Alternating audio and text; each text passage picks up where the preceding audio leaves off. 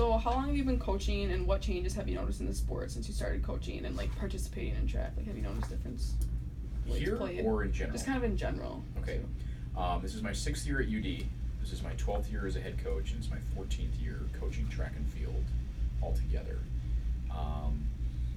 My first 2 years, I was a volunteer assistant at the high school level, and then from there, I became a high school head coach for 6 years, and then now my 6th year here as a college head coach. So the sport has changed for me because kind of the level that I coached at changed, and I was able to kind of progress from volunteer assistant to a head coach to a collegiate head coach. So it went from more of a very part-time thing to a kind of part-time thing to now a full-time thing. So in terms of my experience, the sport has mainly changed because of my involvement with it, in terms of how my role has changed.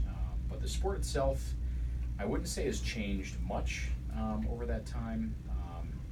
It's been more so the things that I've learned about it. So as I've gained knowledge about the sport and gained a lot of knowledge coaching other events, I personally have gained a greater appreciation because of the amount of time I've spent in it. So does that answer your question? Yeah. I mean, was there a second part of that question?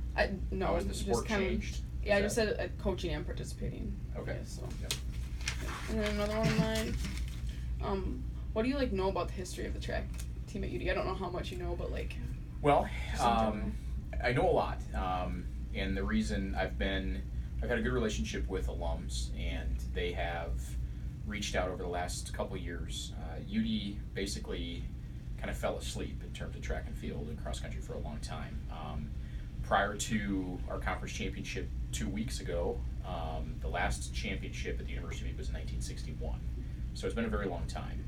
But track and field at UD has been around for 101 years on the men's side and 32 years, I believe, on the women's side, yes. What year did it start? I believe the women's started, it'd be 34 years on the women's side. I believe it started in 1983 on the women's side. We're close. Yeah. We found 1980 in the yearbook and mentioned it. Okay, So yep. Somewhere around there. I haven't seen any data from like any head coaches prior to that. I mean, that could be accurate, but I mean, that's from what I know from what I've seen in our record books and everything else. If you guys are close, or either one of us are right, or it might be somewhere. No, that Yep. makes sense.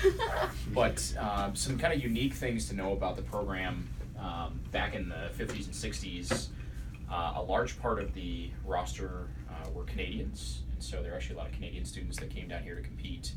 Actually, in 1961, the last time that they won a conference championship, they only had 13 men on the roster, and 11 of those men scored at the conference meet to help win. And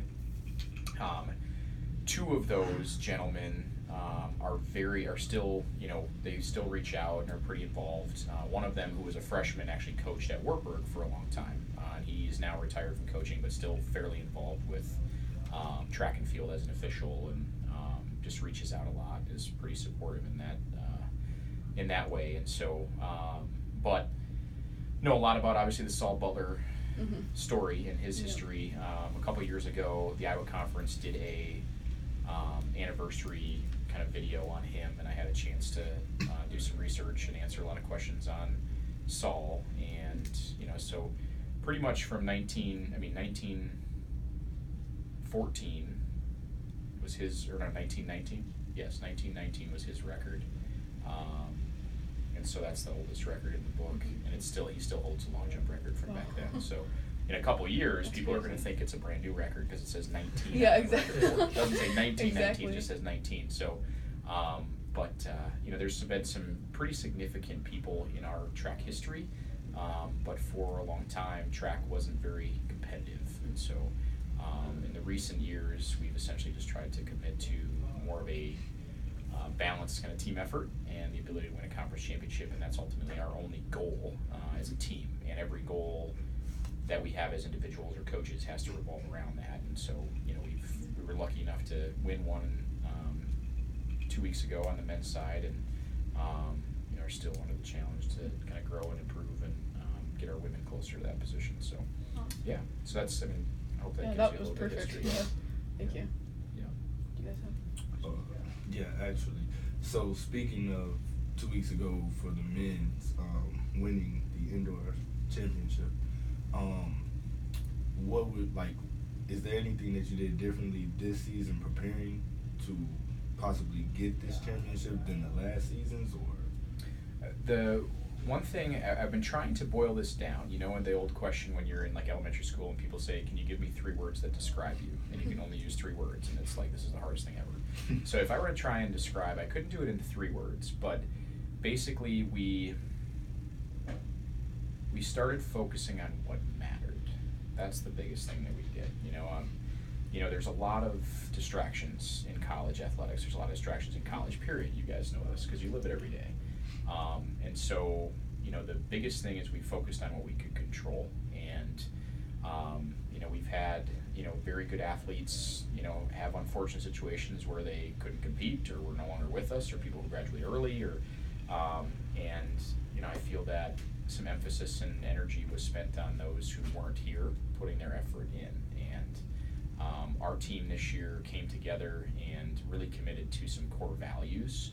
And I think instead of our focus being on conference and being on winning, our focus was more on the process in which it takes to do that, and that's what allowed us to do it. So I guess this is the first year that we didn't put a lot of time and effort into where are we going to be at, let's pre-score the conference meet, let's, you know, how are things going to shake out. Like, we didn't even think about it, and all of a sudden we get to conference week and it's like, holy smokes, like, we're going to be in this thing, you know. So I would just say, like, we spent more time focusing on the things that we can control, the things that mattered, and less time worrying about, you know, peripheral distractions, basically. So, but the most significant part is our team, like, every student athlete on our team committed to that goal together, and we haven't done that before. We've been, you know, we're an individual sport that ultimately competes for a team trophy, so it's a pretty unique situation relative to team sports, and so you don't typically get to see a scoreboard or a win-loss column. And the difference this year is you could see that there was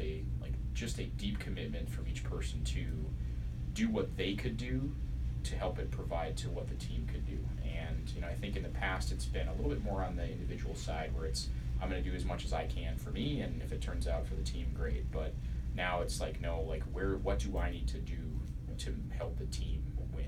And a prime example would be, you know, Alec Bass. He won 3 events at the conference championships, and all challenging events: the 5K, the 3K, the mile. So the 3 longest, hardest events. And, you know, he was an All-American in cross country, and so ultimately he's in a position to try and be an All-American or a national champion in track season. Well, running 3 races in a weekend doesn't really set you up for that. One, you can't run every race as fast as you can, so you're not in a position to really qualify. And, you know, it's a pretty rough weekend to try and recover from. And because he ran all 3 of those races in less than 24 hours. And so we sat him down, and basically the question was, I think if in the event that it was years ago, and I asked somebody, like, hey, what do you want to do at the conference meet? I want to focus on the mile, and that's it. I want to win the mile and qualify for nationals. Alex's answer was, I want to do all 3. I want to win all 3 so we can win a team title. You know, so his, like I said, everybody's individual goals were focused on and revolved around the team goal of winning a championship. So that's the biggest difference. Is like there was actually a commitment by the collective group to the team goal, and I think that's why we've had such a successful year. So it's been great. Any other? Do you believe that any athletes from back in like the early 1900s, stuff like that, the beginning of UD track, would be able to compete with some athletes today? Do you believe they're any that good, or do you think just based with technology advancements, stuff like that, there wouldn't be any shot for anything? I think they absolutely could. When you look at some of the records in our record book are still pretty old, and it's not that they're old. Some of them used to be old because we didn't have any talent, like we weren't competing well. But now, I mean, when you look at the record board, I think we've broken 58 records in the last 6 years, and the records that still remain, for the most part, are pretty significant records. They're very tough to beat, and you can see a few of them are from, you know, that era. And so regardless of the advancement in, you know, training, technology, and everything else, like, the human has not advanced that much. And so, you know, you can go from not having such thing as a treadmill to having a curved treadmill that, you know, adjusts to your own speed, you know, by thinking about it or something, you know what I mean? It's crazy how that stuff's advanced, but from a human body standpoint, you know, people, you know, haven't changed that much. And so you see people who were talented, committed, invested, they competed very well at that time, and those marks still stand. So The one thing that I would say has changed the most, which actually helps records get broken nowadays, is the depth and level of competition. So, you know, if you look at like 10 years ago where Division III was, the marks that it would take to get into the national meet would be far slower or lower than they are now. Now, something, you know, in a specific event, like you have to be almost 3 seconds faster in the 100 to qualify for nationals now than you did then. And so when you look at that, it shows you that the depth of talent is higher. It doesn't necessarily mean that the individual is trained better or more capable. Mm-hmm. It just means it's a higher level competition. With competition, you get higher performance. So I absolutely think that they could be, and I would love to have some of those guys. You know, some of them might need a walker to get around the track. No, Yeah. there were some really, really good marks, and so some that still stand that, you know, would be very tough to break. So yeah, they could. There's some grit back then. You know, I would love to have some of that back. So. Right. Another one is, do you know of any of UD former track athletes that have gone pro or competed at higher levels than just college? Well, Saul Butler was one. I mean, he competed. He didn't compete in the Olympic Games because he was injured, but he was able to compete in France, I believe, and you know, had opportunities to compete at that level. And then he played professional football.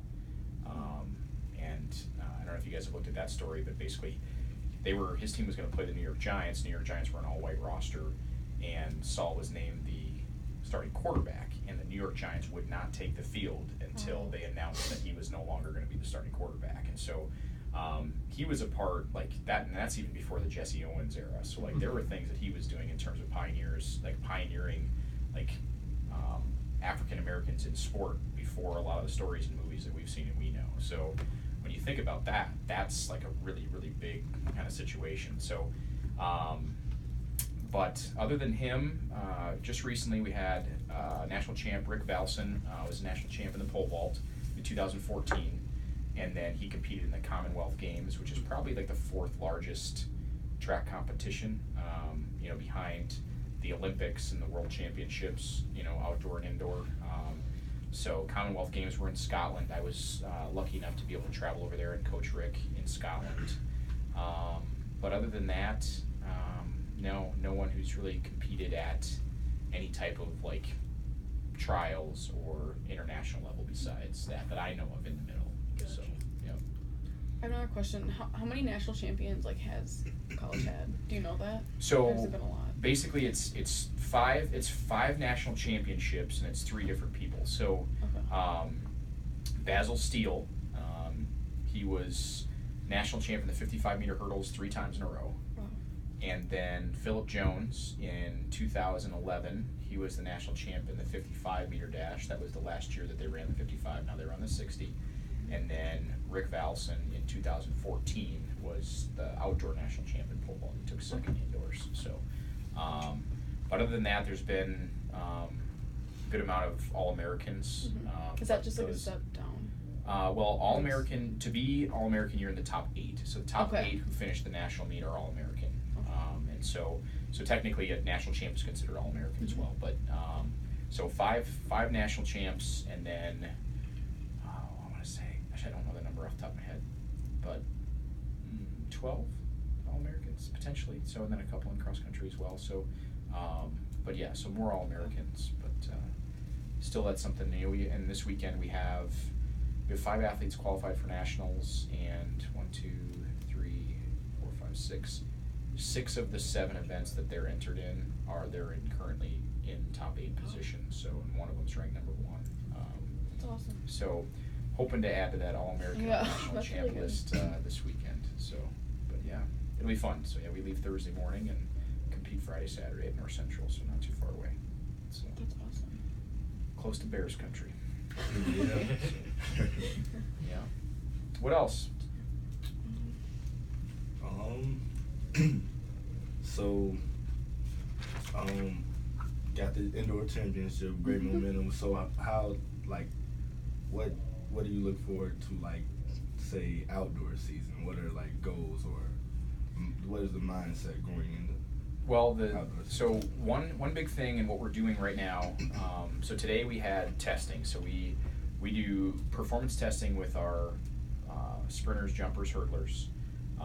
Our throwers are transitioning to